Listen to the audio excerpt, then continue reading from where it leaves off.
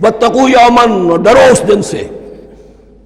لا تجزی نفس عن نفس شیئا، جس دن کوئی جان کسی دوسرے کے کام نہ آ سکے گی، ولا يقبل منها شفاعہ، اور نہ کسی سے کوئی سفارش یا شفاعت قبول کی جائے گی، کیٹیگوریکل ڈینائل، ولا يؤخذ منها عدل، نہ کسی سے فدیہ قبول کیا جائے گا، ولا هم ينصرون، اور نہ انہیں کوئی مدد مل سکے گی۔ ہم نے طرح طرح کے عقیدے، شفاعت باطلہ کا تصور، اہل عرب سمجھتے تھے ہمیں یہ فرشتے جو ہے خدا کی بیٹیاں ہیں، یہ لات اور منات اور عزا، ہم نے ان کے بت بنا رکھے ہیں، پوچھتے ہیں یہ اپنے ابا جان سے اللہ کی بیٹیاں ہیں نا، لاڈلی بیٹیاں،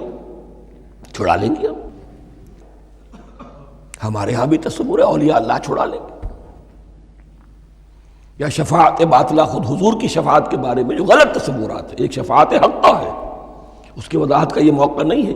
وہ آیت الکرسی پہ جب ہم پہنچیں گے انشاءاللہ تعالیٰ اسی سورہ مبارکہ میں تو اس کی وضاحت بھی ہوگی۔ یہ سارے جو ہم نے جو گھڑ رکھے ہیں خیالات،